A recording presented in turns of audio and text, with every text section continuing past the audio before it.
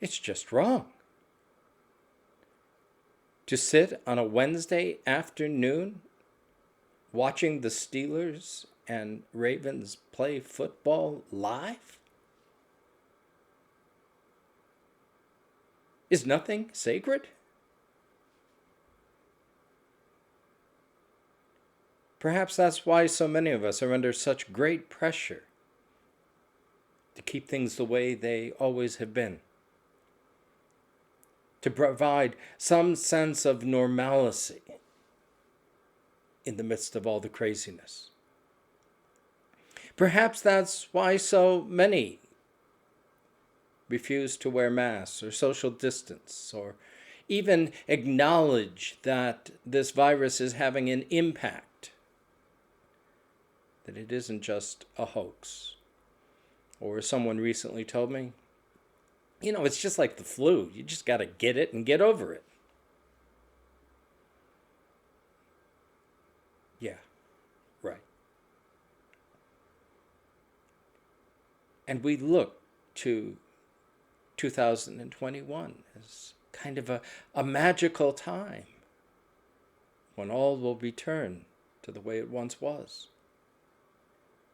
We look at the vaccine as a magic bullet that will suddenly restore all life. The truth is,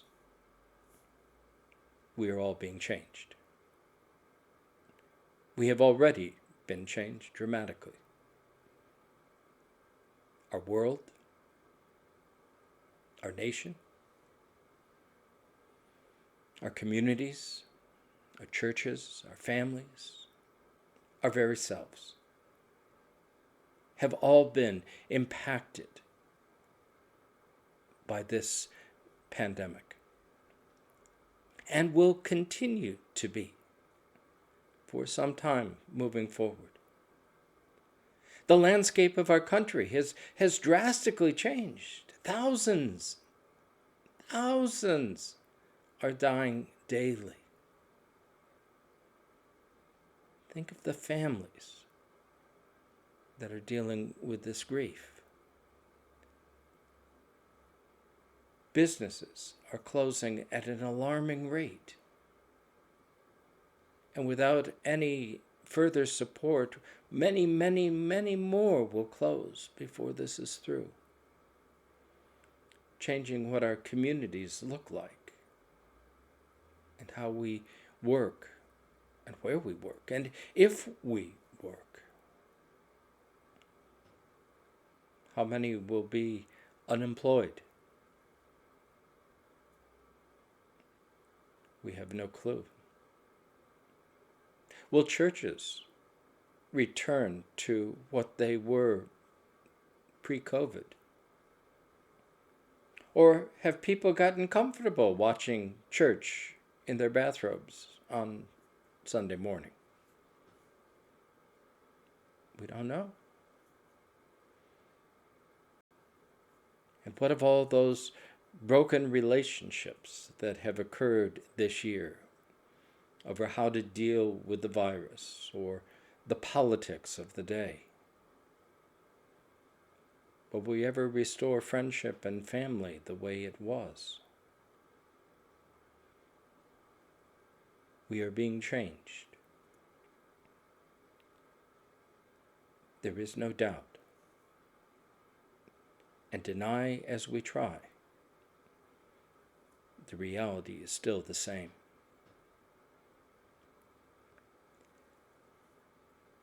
One of the great shocks for those exiles returning from Babylon to Jerusalem following their time of captivity was that the picture that the prophets painted of the return and what awaited them was a mirage. They returned to Jerusalem to find it devastated, in shambles, economically, politically, socially. It was not the world that they expected. But they drew upon their experience in the exile the things that they learned about themselves individually and as community, the things that they began to understand about the way God behaved and was present in their lives, particularly in difficult times. They used all of this to begin to revision a new Jerusalem and to begin to rebuild. As we look at the future, we will have much work to do to rebuild our lives, our churches, our communities, our nation, the world. What have we learned in this time that can assist us? Where are the things that we need to carry forward, and what do we need to leave behind? We would do well to ponder these mysteries. Above all else, the exiles began to understand a great truth about God, that God's ways were not their ways, nor their ways God's ways. And I always like to add, thanks be to God. Because over the course of the last 9 months, there's a whole lot of people I would love to have fried.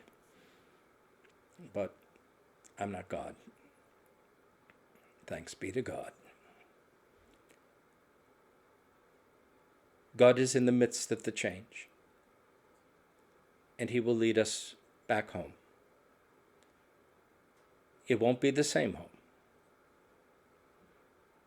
It is a new creation for a new day. But He awaits us with open arms to journey boldly into God's future.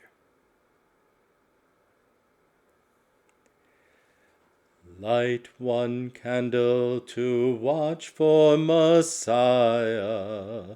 Let the light banish darkness.